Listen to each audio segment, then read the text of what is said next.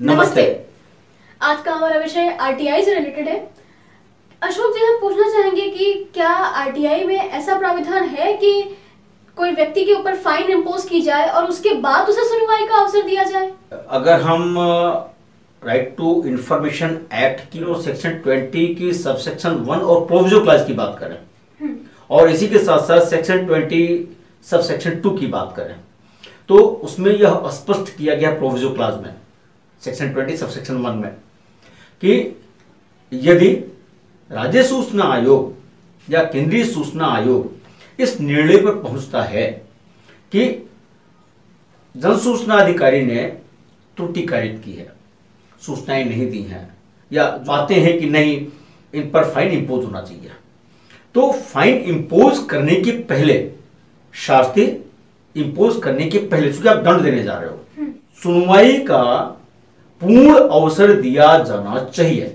और सुनवाई का पूर्ण अवसर दिए जाने का मतलब यह है कि आप नोटिस जारी करेंगे, शोकाज मांगेंगे कि क्यों ना आप पर यह दंड अधिरूपित किया जाए। हाँ।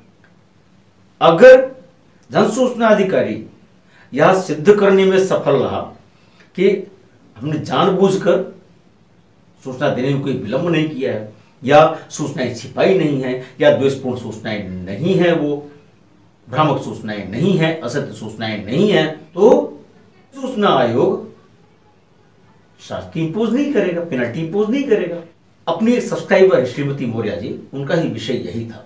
उनके मामले में राज्य सूचना आयोग ने आदेश पारित करते हुए लिखा कि 25,000 रुपए जुर्माना अधिरोपित किया जाता है और फिर नीचे दूसरे तीसरे पैरा में लिखा कि दिनांक अमुक को जन सूचना अधिकारी उपस्थित होकर ये बताएं कि क्यों ना उनके विरुद्ध वसूली की कार्यवाही आरंभ कर दी जाए।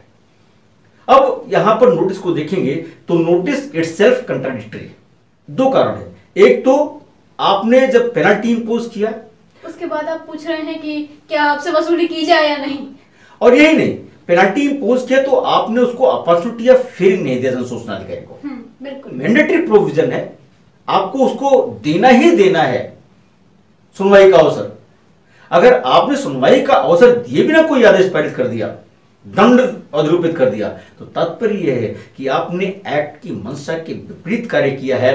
दूसरा, एक तरफ आप दंड अधिरूपित कर रहे हैं, सुनवाई का अवसर नहीं दे रहे हैं, दूसरी तरफ आपने जो कारण बताओ नोटिस जारी किया वह इसलिए जारी किया कि आपसे वसूली क्यों न की जाए, जबकि अधिनियम में ऐसी व्यवस्था नहीं है कि आपसे यह पूछा जाए कि आप पर अधिरूपित दंड की वसूली क्यों न की जाए। कारण बताओ नोटिस दंड अधिरूपित करने के लिए होता है, वसूली के लिए नहीं होता है। मुझे लगता है श्रीमती मौर्य बहन जी को उनका उत्तर मिल गया होगा, उनकी समस्या का समाधान भी हो गया होगा, और यदि इस विषय को वो राज्य सूचना आयोग के संज्ञान में माननीय आयुक्त के समक्ष लाएंगे तो निश्चित रूप से उन पर जो दंड अधिरूपित हुआ है वह समाप्त हो जाएगा।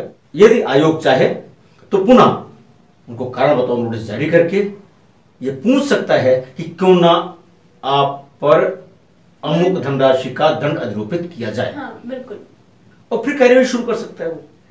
यहां पर एक बात और कहना चाहूंगा, राज्य सूचना आयोग, केंद्रीय सूचना आयोग जैसी भी स्थिति हो, यदि जन सूचना अधिकारी ने कोई असत्य सूचना दिया, भ्रामक सूचना दिया, समयावधि में नहीं दिया, या जो याचित सूचना है यानी जो आवेदन में वांछित सूचना है उस सूचना को नष्ट कर दिया, या किसी भी अन्य रीति से उसने बाधा उत्पन्न किया और आयोग का यह समाधान हो जाता है कि नहीं, जन सूचना अधिकारी जानबूझ के ऐसा किया है, दोष है उसका, दोषी पा जाते हैं, तो शास्ति ही नहीं, जन सूचना अधिकारी के विरुद्ध विभागीय इंक्वायरी के लिए भी लिख सकते हैं, कार्यवाही के लिए भी लिख सकते हैं। विभाग उस जन सूचना अधिकारी के विरुद्ध कार्यवाही करेगा, विभाग की परिधि में रहते हुए, विभाग के नियमों को पालन करते हुए। आयोग को भी ऐसे आदेश नहीं करने चाहिए, चूंकि आर्बिट्रेरी होते हैं,